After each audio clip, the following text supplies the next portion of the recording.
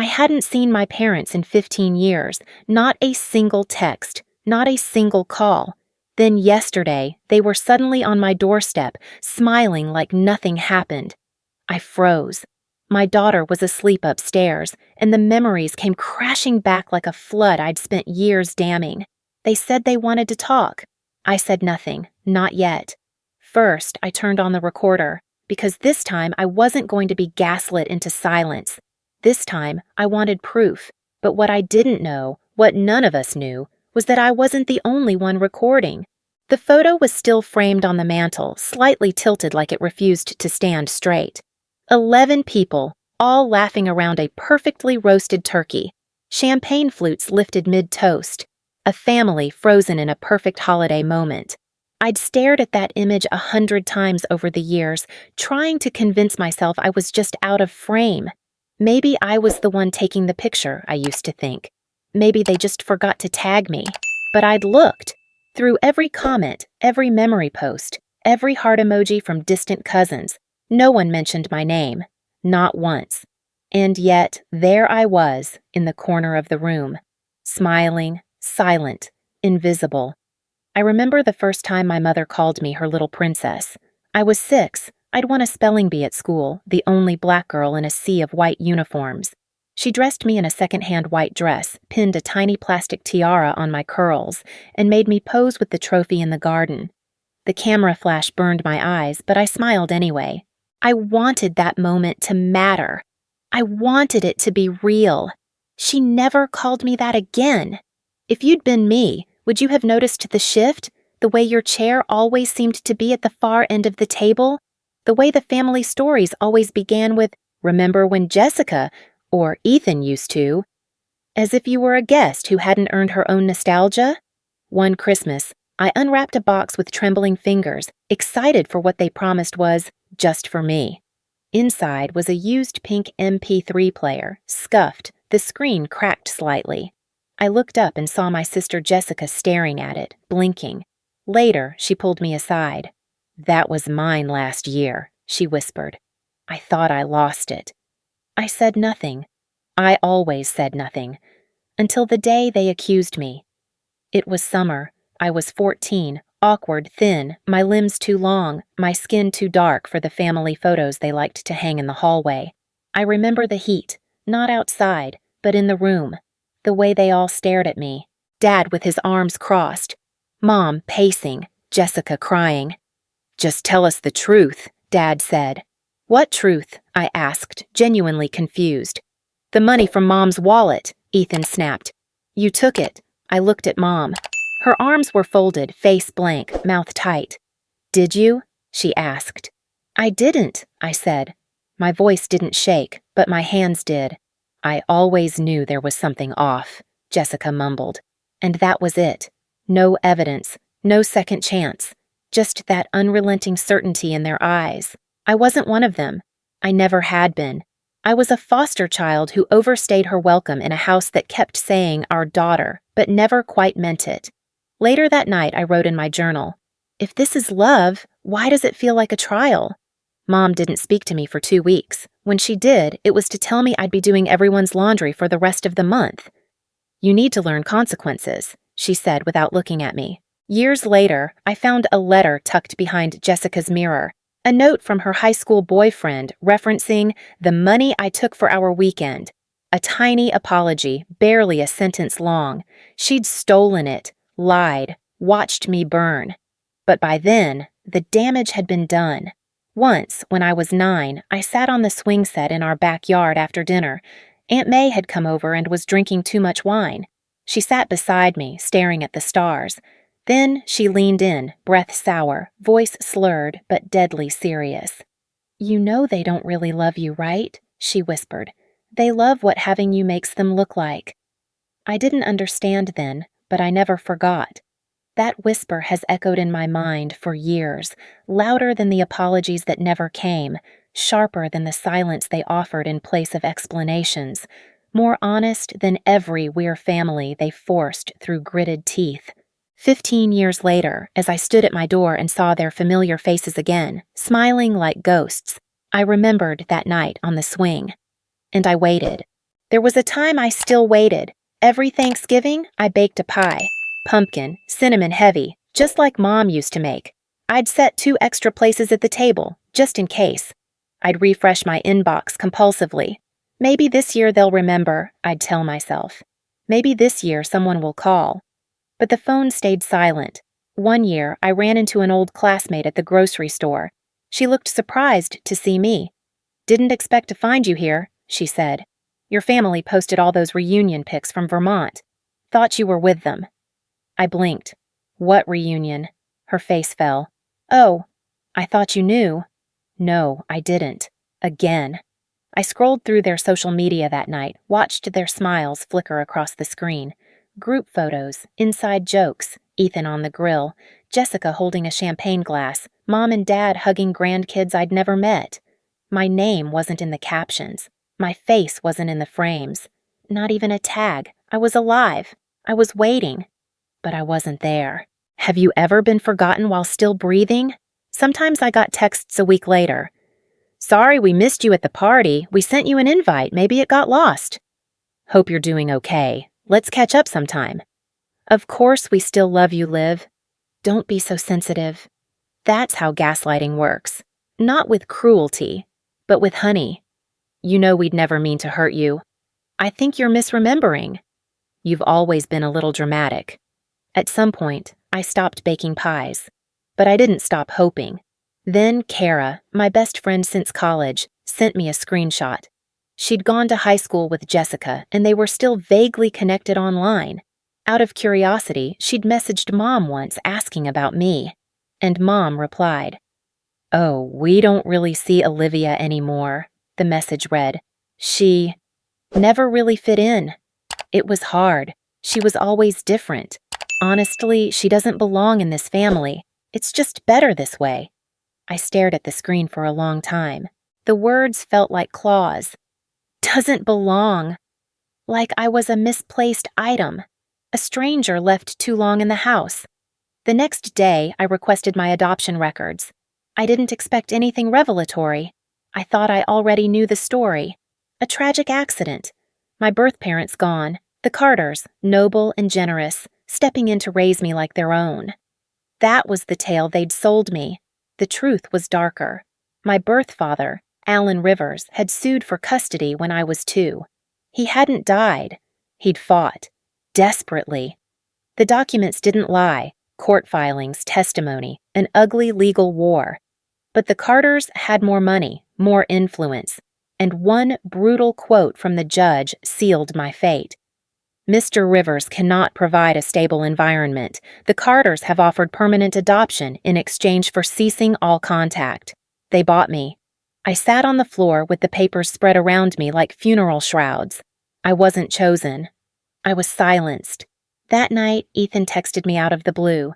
"Hey, I know things have been weird. Just wanted to say I still care." It felt odd, timed. I replied cautiously. "Thanks. I've just been learning some things about Dad, about the past." 10 minutes later, I got a notification. Jessica had posted a meme about attention seekers who rewrite history. A coincidence? An hour later, Mom messaged, "So sorry you're going through whatever this is. We always tried to give you love, Liv. I don't know what's gotten into you." And then the final twist. Kara texted again. "Liv, I think Ethan screenshotted your messages. There's a group chat. They're mocking you." She sent a photo. My words, my doubts, my pain, shared, laughed at. My chest caved inward. I felt like I'd swallowed fire. But it wasn't done. I remembered something from my childhood, a rumor I wasn't allowed to talk about. A man who once tried to see me at school. A man Mom called unstable. I dug deeper. Used what little information I had, and then a letter arrived. Typed, neat, no return address. It read, "I don't know if you remember me. You were only a baby, but I never stopped looking. I'm your father, Olivia. They told me I lost. But I didn't lose you. I was robbed. I know the truth. And if you want to hear it, I'm ready to talk." I called the number in the letter a dozen times before it disconnected permanently. Each attempt rang out into silence. No voicemail, no message. I finally reached the legal office that had forwarded it to me. The woman who answered hesitated, then said quietly, "Mr. Rivers passed away last month. I'm sorry." I sat down. Not because I wanted to, but because my body stopped trusting my legs. Gone. Just like that. All my life, I had imagined him as a ghost, someone who might not have even existed. And now I'd lost him a second time, this time for good. The only real link to who I was before I became their charity case. The next day, another envelope arrived. No stamp, just hand-delivered. Inside, a smaller note dated weeks earlier in shaky handwriting. "They never let me near you. I came to your school once, stood outside the fence. Your mother saw me and told them I was dangerous. I was escorted away. I didn't want to scare you. I didn't want to make your life worse. But I loved you. I never stopped. I hope you find your truth, even if I won't be here to see it." I read the note again and again. "Your mother saw me." It echoed like a scream in my head. And then, suddenly, I knew. When I was 11, I'd asked Mom about the house with the peeling red shutters at the end of Maple Street. It was old, boarded up, across from the school parking lot. I thought it was haunted. I used to see a man standing outside every Thursday afternoon, never coming closer, always just watching. Mom had grabbed my wrist and snapped, "You don't go near that place, ever. Do you understand me? If I ever catch you looking in that direction again, you'll regret it." Back then, I thought she was just being overprotective. Now I understood. That man wasn't a stranger. He was my father. They stole my childhood, my blood, my history, and turned it into silence, into fear, into exile. I didn't leave the house for days. I shut the curtains. I ignored calls. My daughter, Emma, asked why Mommy was always lying down. I told her Mommy had a cold. But it wasn't a cold. It was grief, raw and ancient and rotting. I wrote a letter, not to my parents, not to my siblings, to the world. If someone finds this, please know I tried. I tried to be a good daughter, a good person. I tried to believe in love, in redemption, in second chances. But everything I believed was a lie. If I'm not here tomorrow, let the truth speak louder than my absence. Tell Emma I loved her with everything I had. And tell the world I was never crazy. I was just unheard.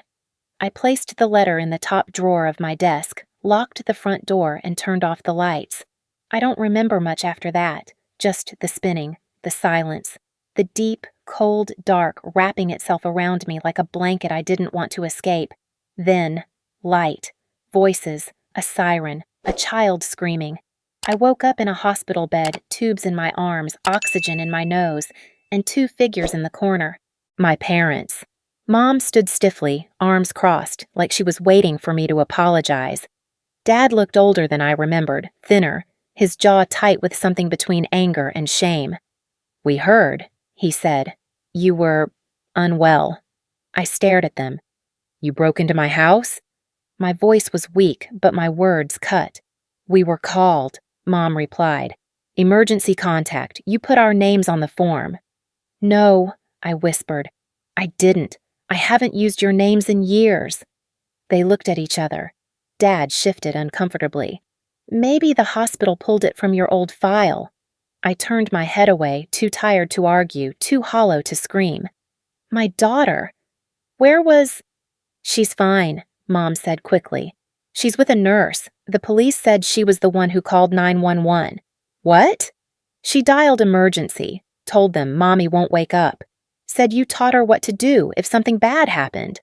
Tears welled up before I could stop them. Not for me, for her. My little girl saved my life. That night, after they left, I asked the nurse to bring Emma in. She crawled into the hospital bed and curled against me like she always did when thunder scared her, her tiny arms wrapped around my waist. "Don't be sad, Mommy," she said. "You said love means staying." I broke all over again, and in the quiet, I made a vow. I would never let anyone make her feel like I had. It took me 3 days to realize why they had come, not because they cared, Not because they missed me. Not even because they felt guilty. They came because the hospital had called next of kin. Because they were afraid of what I might have said. Because dead daughters have a way of making people uncomfortable, especially when their deaths come with notes and accusations. They needed to control the narrative.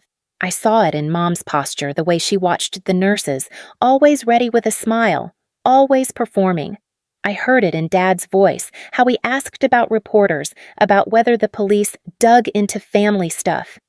Not once did he ask how I felt. And that clarity didn't crush me. It freed me. If you knew the people who raised you had never loved you, but needed your silence more than your life, would you let them in one last time? I didn't. When I got home, I didn't call. I didn't write. I didn't answer when Mom sent a message. We're just glad you're okay. Let's leave the past in the past. No, I wanted answers. I wanted proof. I wanted to stop feeling like I was the one who broke things. So I started digging. I found a podcast called Survivors of Family Gaslighting. It was like hearing my own story read aloud. I listened to episodes on covert narcissism, on emotional neglect disguised as tough love, on trauma bonding. I read every book I could find, watched videos, took notes. And every time I found myself in their pages, the scapegoat child, the invisible daughter, the emotional punching bag painted as too sensitive or difficult. Every pattern had my name. I wasn't crazy. I was conditioned. One night, I opened an old message thread from Aunt Melanie, my mom's estranged younger sister. She'd stopped coming to reunions a decade ago after some family dispute. I messaged her. She replied instantly, and after some hesitation, she agreed to meet for coffee. She looked older, tired, but warm. "Oh, you look just like him," she said before I could sit down. "Alan?" She nodded. "You got his eyes." We sat in silence for a moment. Then she sighed. "I want to tell you something, and I need you to understand it's not out of cruelty." I braced myself. "None of us thought you'd survive that house, not emotionally, and honestly, not physically either. You were too soft for them, too bright. We assumed one day we'd hear that you were gone." My throat closed. "Then why didn't you help me?" "I was scared," she whispered. "They destroyed anyone who challenged them. They did it to me. I ran." She took my hand. "But you're still here. And that means something." That night, I didn't sleep. I built a plan. Step 1. I joined a private online support group for survivors of narcissistic family systems. I posted my story, anonymously at first. The messages poured in, dozens, then hundreds. "You're not alone. That was my childhood too. Thank you for saying this." Step 2. I gathered everything. Emails, screenshots, voice messages, even the adoption records. A paper trail of a life edited by others. Step 3. I contacted Liam, my ex-husband. We hadn't spoken much since the divorce, but I knew he had footage. During one fight years ago, I saw him secretly recording Mom after she visited unannounced and insulted me in front of Emma. He sent me the video. It was worse than I remembered. Mom sat on our couch, hands folded like a queen at court. Liam asked why she always criticized me. Her answer was cold, sharp. "She's not really our daughter. She was never meant to stay. If she doesn't leave soon, she's going to ruin everything. I need my real children to get what they deserve." I watched it 3 times. My hand trembled. Then I smiled. I knew what I had to do. They messaged again a week later, said they wanted to come over. Just to talk, to clear the air. I agreed. But this time the air would be mine. I placed discreet cameras around the living room, synced the audio to a private live stream only my support group could access, set up a fail-safe upload to the cloud. They arrived on a Sunday. Mom wore pearls. Dad had a gift bag. I greeted them at the door with a calm I hadn't felt in years. "I'd like to record this conversation," I said. Mom blinked. "Why?" "For accountability." Dad tried to laugh. "We're family, Olivia." "Exactly," I replied. "So you won't mind being honest." As we sat, I saw the cracks forming, in their voices, their smiles, their stories. They hadn't come to reconcile, they'd come to erase, But I wasn't erasable, and this time, I wasn't afraid to be heard. They came back 1 week later, dressed for redemption. Dad wore a dark blazer, his Sunday best. Mom had on a pale pink cardigan, soft makeup, lips set in that faux forgiving smile she'd perfected years ago. She brought banana bread, the same kind she used to bake for the kids when she was trying to win points after screaming matches. I let them in. The house was spotless, the light dimmed just enough to feel like a therapy room. The cameras were rolling. The audio was streaming privately to the group who had become my real family. Strangers online who believed me before anyone else ever had. "We're just here to talk," Dad said, settling into the armchair like he still owned the place. Mom reached out, placing the bread on the coffee table. "We want to understand, Olivia. If we hurt you, we're sorry." If. They always said if. I didn't flinch. "Let's start with the recordings." I pressed play. The living room filled with her voice, sharper, colder than she ever used in public.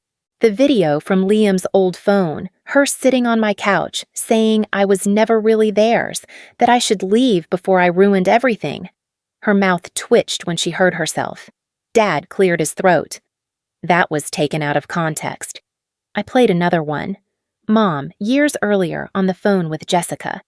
"Olivia's always been a burden. She doesn't fit this family. She makes everything about her." She opened her mouth, then closed it again. I reached into a folder and handed them the printed emails. Screenshots, texts, the adoption records, the court battle with my real father, the note he left me. Their lies, laid bare.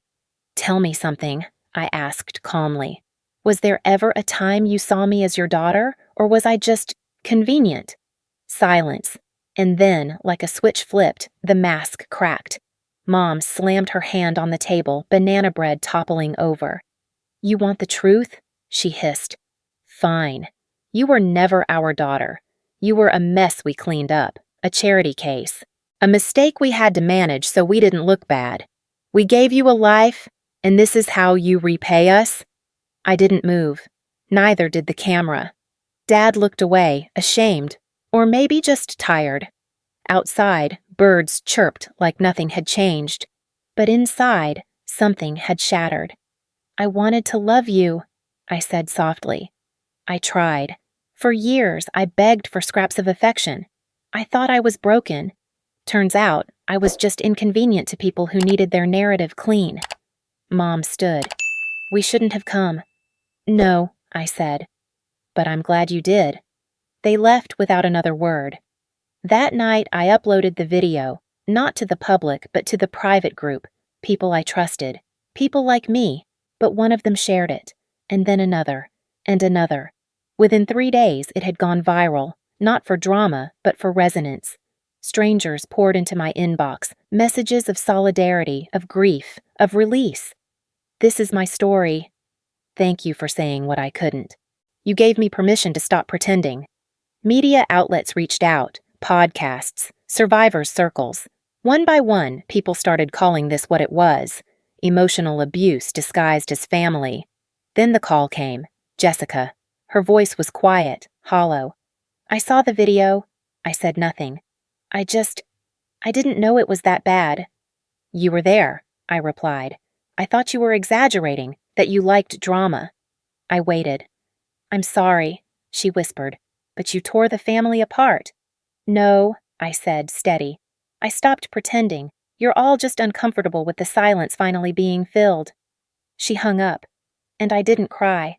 For once, I didn't feel guilt, or sadness, or fear. I felt free. 3 days later, I received an envelope from a law firm I didn't recognize. Inside, a letter and a legal document. Alan Rivers, my father, his will. He had never changed it, never removed my name, never stopped believing one day I'd return. And now, his estate was mine. A new truth was forming, one backed by law, by legacy, by blood, not because I fought for it, but because I endured. The courtroom was colder than I expected, not in temperature, but in tone.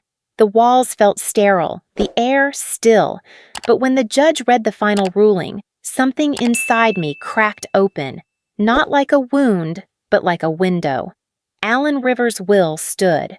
Despite the Carters' objections, despite their legal attempts to paint me as estranged and unworthy, the court ruled that I was, by law and blood, his daughter, and as such, I was entitled not just to a portion of his estate, but to his name, Olivia Rivers.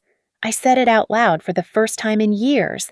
It tasted like salt and truth, like something I'd been swallowing my whole life and finally let rise to the surface. The money mattered less than the meaning. It wasn't just inheritance, it was validation. A father's last act of love, proof that I hadn't imagined everything, that someone, once, had chosen me not out of image or obligation, but from something real. The first thing I did was buy time. Time to heal. Time to think. Time to write. The book began as a journal entry, then a blog post, then a viral essay, and finally, a manuscript titled The Family You Don't Choose. A story about silence, survival, and the quiet revolution of no longer pretending. It wasn't about revenge. It was about resurrection. When the book was published, I thought it would reach a few people. Maybe some therapist's waiting room. Maybe a stranger on a bad day. But it exploded. The timing was right. The world was tired of curated images and toxic bloodlines. People were ready to talk about what family really meant, about chosen love, about leaving. I sat across from a famous talk show host under blinding studio lights, telling the world how a little girl once waited at the window for a family who never came, and how that girl grew up to build a home of her own.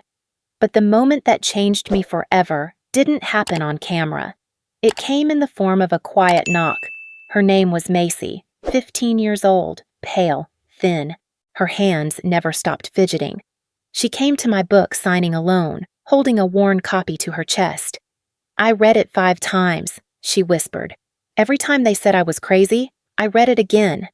She lived 2 towns away, had been adopted at 4, now lived in silence, in a house where love was something you had to earn through obedience.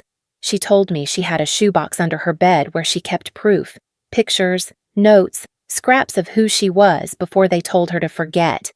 "I don't want to disappear," she said. "You won't," I promised.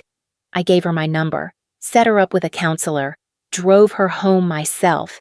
That night, I cried harder than I had in years, not from sadness, but from responsibility. I knew I couldn't be a lighthouse without building a shore. So I built one. The Phoenix Center opened 9 months later, a space for those rejected by blood but yearning for connection.